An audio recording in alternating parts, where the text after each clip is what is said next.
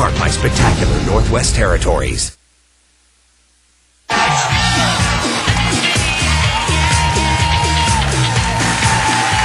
back, everybody. In today's Sponge Towels cooking segment, Carrie Osmond is making a tasty recipe using a slow cooker. Everyone, please give some love to our sweetheart, Carrie. Hi, baby.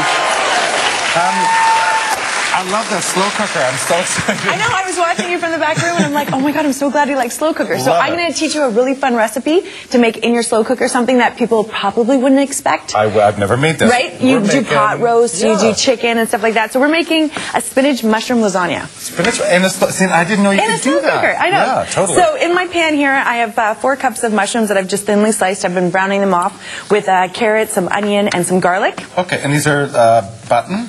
Yeah, well, no, these are cremini mushrooms, Cremini. Which are the brown version of the white button mushroom. Okay. And cremini are baby portobellos. I didn't know that. So if you can't afford portobellos, you buy cremini mushrooms. And cremini, they have more flavor, don't they, than a button? A little more flavor, yeah. And I just like the way that they brown up, and they have a nice meaty texture. Nice. So I've got, this is one level of our lasagna done. Oh, good. So I'm going to get you to do the cheesy level. Yeah. So we're going to use cottage cheese today, and this is in place of ricotta. Is this healthier? I don't know. Is it less fat? Is that? Well, it depends on the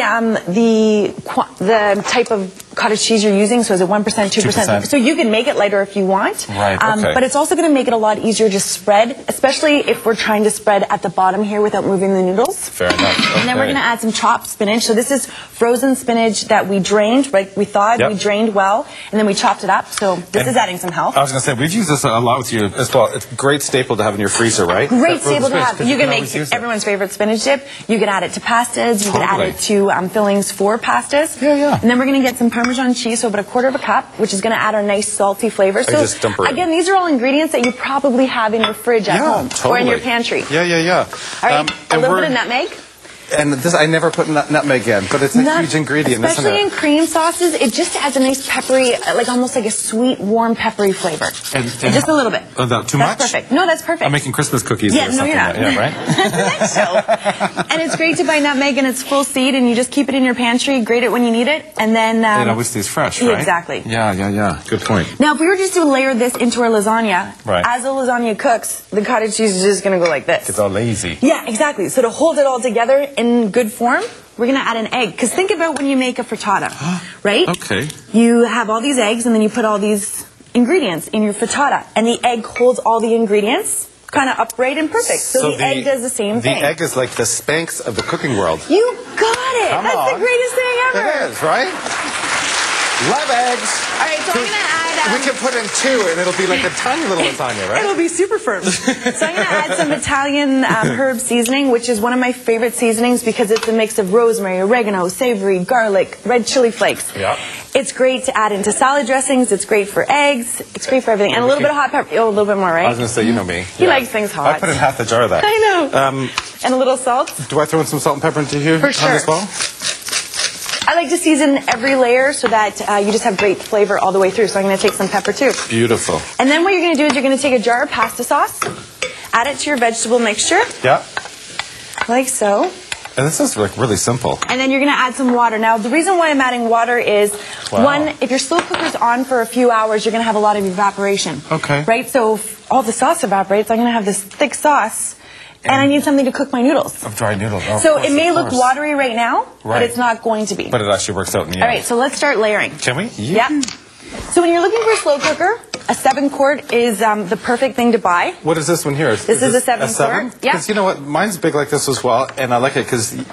You know, if you want to make a big, massive thing for, like, you know, to feed an army, or just a little bit, you got it at least, right? Exactly. So I'm just going to add a bit of sauce onto the bottom, and that's just going to ensure that our noodles don't stick. So we'll just move that around like so. You don't have to do it perfectly. Just a little bit. Yeah, just a little bit. And then you're going to take 3 noodles, break them in half, and kind of fit them in there.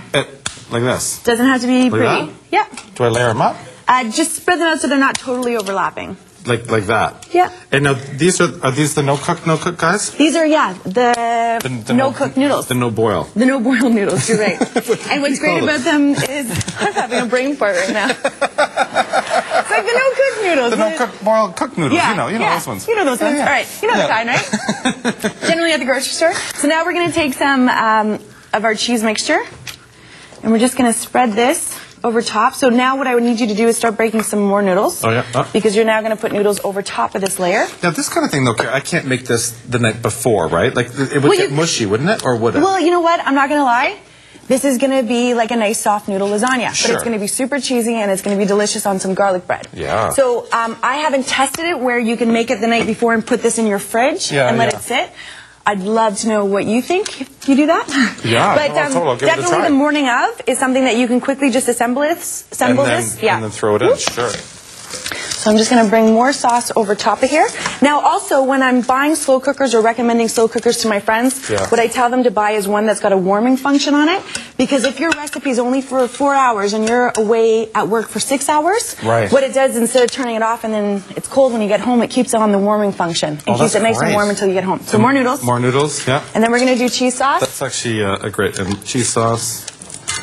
Wow, this actually is, you know what, really, realistically, this is very quick. Yeah. I mean, you can do this in no time. Well, you know what? You can have everything prepared. I would have the sauce prepared, I would have the cheese mixture prepared, and then before you're ready to turn on the slow cooker, just quickly add the ingredients in. You throw this in the morning and you're done. Yeah. Yeah, it's like 2 minutes, right? Yep. So we're on our last layer now. And then we're going to top it with sauce, and then we're going to top it with some provolone cheese. Nice. And then we set this on low for 3 hours. So this is a great one for the weekend to do because it's not a full 6-hour slow cooker. Yeah. It's just like a quick one. So it's great if, you know, you're going out, you have some errands to run on a Saturday, but you know you're having people over that night for dinner. Right. You can set this on, and then you're good to go. So you just cover it like that. Make sure all the noodles are covered because we do need to cook them. We put a lid on, and then when it's done, this is what it looks like. Check it out. Ooh, wow. Doesn't that look great, Can you guys all see that? Doesn't that look amazing? Gorgeous. That's delicious.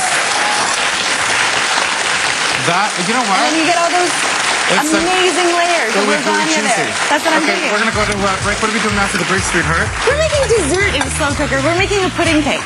Pudding cake in the slow cooker? And Christopher's coming to help us. Nice. I'm going to try that. This looks fantastic. Oh, my God.